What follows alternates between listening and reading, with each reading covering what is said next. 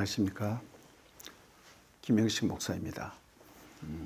오늘은 바벨탑 사건 이후 창세기 12장에 아브라함의 부르심 이전까지 그 내용을 간략하게 생각해 보도록 하겠습니다. 바벨탑 사건은 명시적으로 누가 주도했다는 기록은 없지만은 창세기 10장과 11장의 내용을 자세히 보면 바벨론을 건설한 니므롯, 그 뜻은 반역자란 뜻이라 그랬죠. 니므롯이 주체가 되어 시도한 점임을 우리가 미루어 짐작할 수 있습니다. 창세기 11장 1절에서 2절. 온 땅의 언어가 하나요 말이 하나였더라. 이에 그들이 동방으로 옮기다가 시날 평지를 만나 거기 거류하며. 그 다음 10장 10절에서 12절을 보면 니므롯에 대해서 그의 나라는 시날 땅의 바벨과, 시날이란 것은 메소포타미아 전체를 아우르는 그런 말입니다. 시날 땅의 바벨과 에렉과 아깝과 거기서 시작해서 그 다음 아수르로 나아가 니느웨와 르호보딜까지 올라갔고 레센도 건설했다. 유프라테스와 티그리스 강 하구 쪽에 있는 그 메소포타미아, 그거는 두 강 사이라는 뜻입니다. 거기 큰 평원이 있거든요. 지금 이라크 지방이죠. 그리고 아시리아는 여기 니느웨, 아시리아 나중에 아시리아의 수도가 되는데 거기는 유프라테스 강 상류 지방이에요. 엄청 멉니다. 예. 그까지 정복한 사람이다라는 것이죠. 하나님을 대적한, 즉 하나님 나라를 대적한 인간 제국, 인간의 나라를 최초로 보여준 이 세상 나라라고 할 수 있겠습니다. 그럼 세상 나라가 어떠한가? 그것을 보여주는 것이 바벨탑 사건이고 거기에 나오는 여러 가지 언어들입니다. 이것은 창세기 4장 가인의 후손 라멕이 나오죠.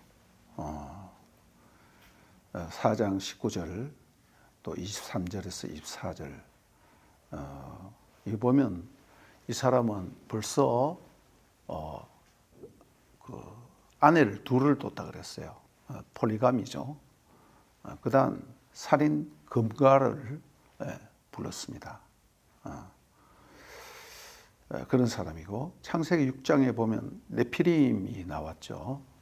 네피림이란 것은 설명드렸다시피 나팔, 떨어졌다, 타락했다는 그런 의미가 있습니다. 이 네피림이 바로 네피림, 깃보림 해서 용사들이라고 했어요. 용사들. 예. 고대사에서 용사들이란 것은 전쟁을 잘하는 사람이라는 뜻입니다. 즉 힘이 세어서 힘으로 다른 사람을 억압하는 그런 사람이라는 그런 의미가 있죠.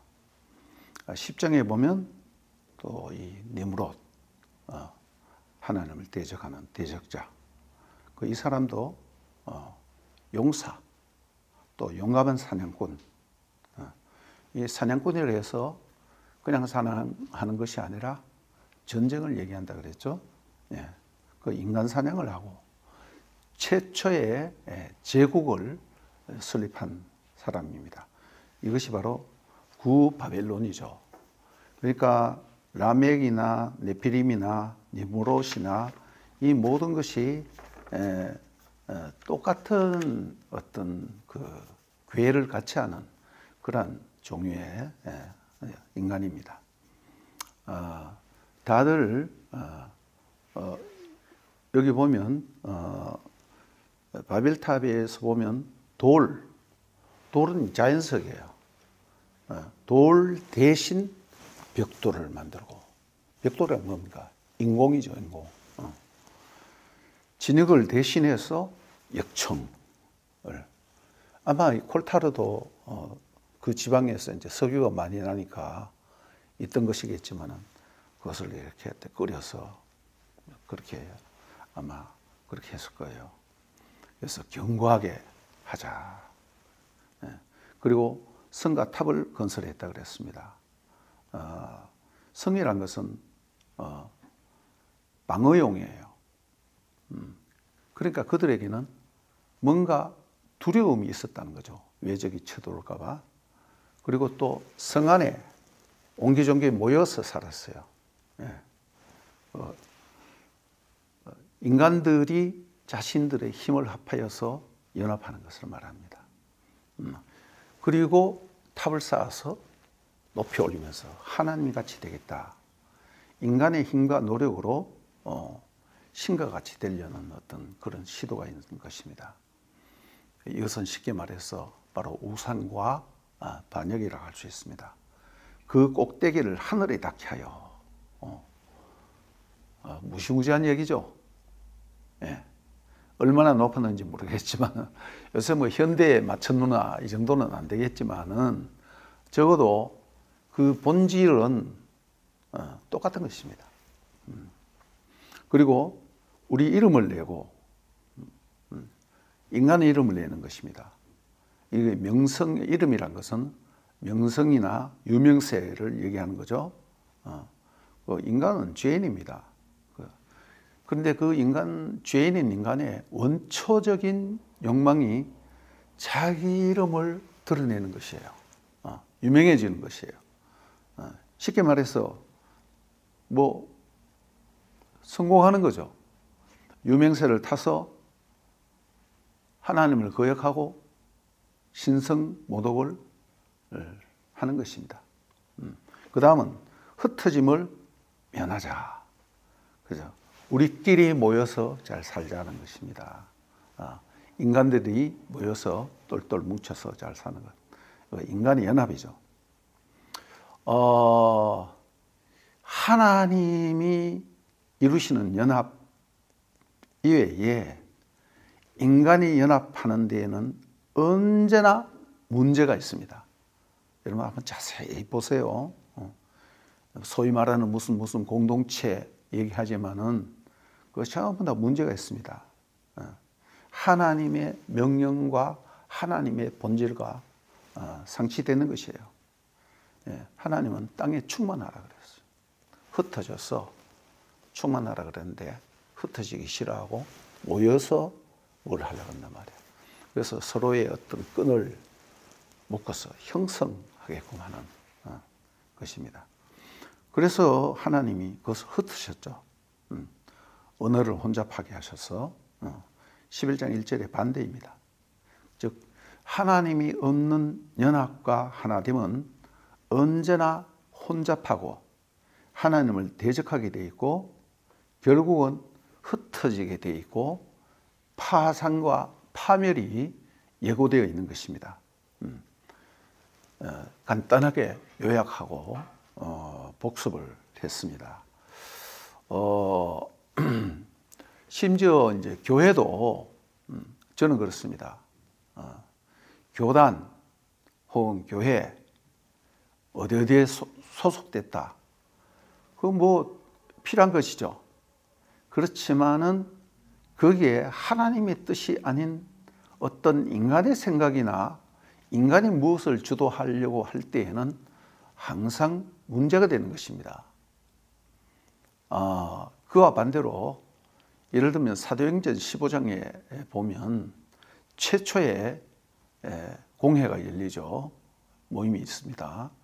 거기서 보면 초대교회 사도들이 서로 모여서 하나님의 뜻을 찾아가는데 가장 먼저 하나님의 말씀인 성경이 어떠한가라는 것을 깊이 상고하는 것이에요.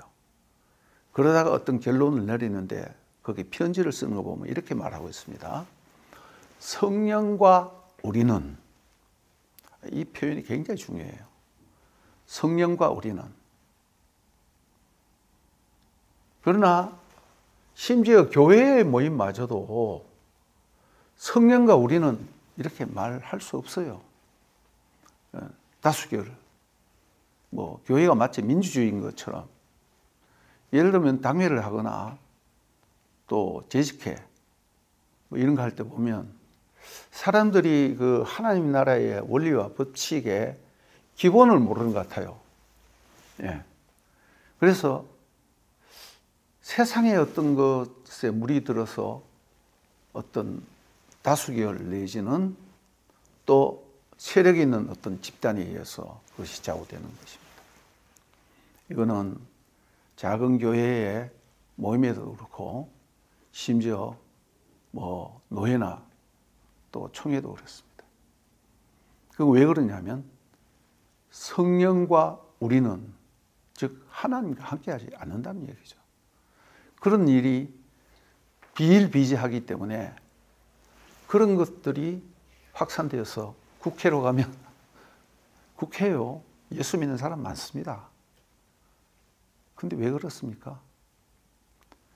심지어 교회도 그렇지 못한데 어떻게 세상 나라에서 그것을 기대할 수가 있겠습니까? 그런 것을 제가 잠깐 얘기 드렸습니다. 오늘은 바벨탑 이후에 믿음의 조상 아브라함까지 간단하게 한번 요약을 하겠습니다. 아주 간단한 것입니다.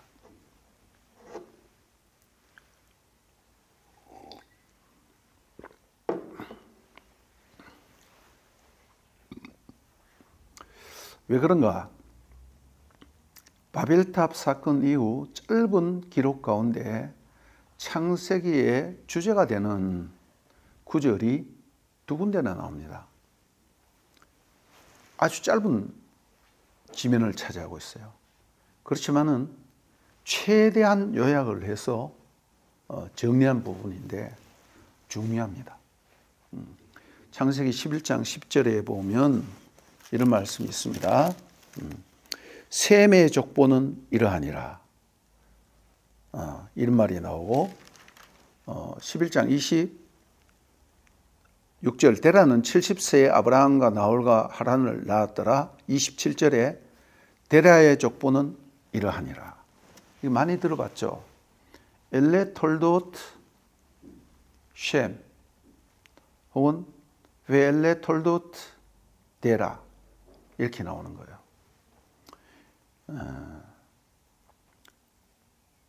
셈, 함, 야벳 중에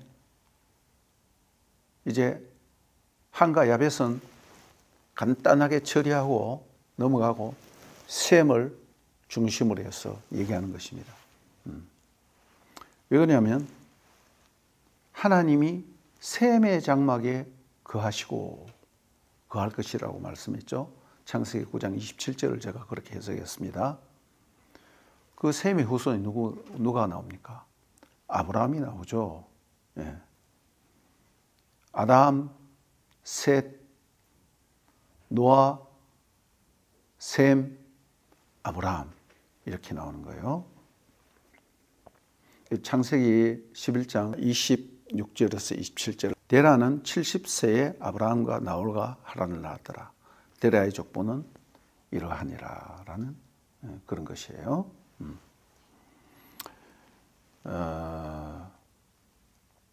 창세기 11장 24절에 보면 나홀이 나오는데 나홀은 29세에 데라를 낳았고 그러니까 아브라함의 할아버지를 얘기하는 것입니다. 아브라함의 할아버지가 나홀이고 아버지는 데라이며 데라는 70세에 아브라함과 나홀과 하란을 낳았더라. 예. 이 나홀은 할아버지와 같은 이름 나홀이에요. 그러니까 손자 이름 중에서도 아브라함이 있고 할아버지와 똑같은 이름의 나홀이 있고 하란이 있다는 것입니다. 세 아들. 예. 노아의 아들이 셈, 함, 야벳처럼 세 아들, 데라도 이 세 아들, 뭔가를 비슷한 것을 보여주고 있습니다. 그래서 아브라함을 얘기하고자 한다는 것입니다. 그러면서 27절에 데라의 족보는 이러하니라. 엘레 톨도트 데라. 그런데 26절에 데라는 70세에 아브라함과 나홀과 하란을 낳았더라. 그 성경의 표현을 보면 70세에 아브라함과 나홀과 하란 세 쌍둥이를 낳았겠습니까? 그건 아니죠. 이제 데라가 70세부터 애를 낳기 시작했는 것을 간단하게 이렇게 요약하는 거예요. 그렇기 때문에 성경에 있는 요약과 혹은 또 심지어는 이렇게 건너뛰임이 있습니다. 그렇기 때문에 특별히 창세기 11장 이전에 사람의 나이를 계산해서 몇 살이고 뭐 이렇게 연대 계산을 하는 것은 약간 무리라는 것을 우리는 여기서 알 수 있는 것입니다. 여러분 상식적으로 생각해도 데라는 70세에 한꺼번에 세 아들을 낳았다. 그건 말이 안 되는 거죠. 그리고 창세기 12장에 아브라함의 부르심을 예고하고 있습니다. 이 톨도들을 말하는 나은 것들은 이러하니라. 그런 의미라 그랬죠. 이것을 다시 한번 요약을 하면 창세기 2장 4절에 처음 나옵니다. 5장 1절에 나옵니다. 6장 9절에 노아의 족보는 이러하니라. 10장 1절에 셈과 함과 야베스 족보는 이러하니라. 11장 10절에 셈의 족보는 이러하니라. 11장 27절에 데라의 족보는 이러하니라. 창세기에 10번 나온다 그랬죠. 그 가운데 벌써 6번이 나왔다는 것입니다. 그렇게 보면 창세기 전체가 50장이지 않습니까? 창세기 전체가 50장인데 창세기 1장에서 11장까지에 벌써 6번이 나왔다는 것입니다. 나머지 이제 네 번밖에 없어요. 아브라함과 이삭과 야곱 뭐 이 정도. 그 이전에 이제 에서에 대한 얘기가 나올 거고 이스마엘에 대한 얘기가 나올 것이지만은 그때 가서 또 설명을 드리겠습니다. 그러니까 창세기 1장에서 11장까지는 분량은 적지만은 굉장히 압축해서 요약 정리한 그런 내용이기 때문에 그만큼 중요하고 비중이 있으며 짧은 분량에 엄청 요약적으로 기술했다는 것을 우리가 알 수 있겠습니다. 이제 다음에는 창세기 약 4분의 1을 차지하는 아브라함에 대해서 말씀드리겠습니다. 오늘은 여기까지 말씀드리겠습니다. 예, 감사합니다.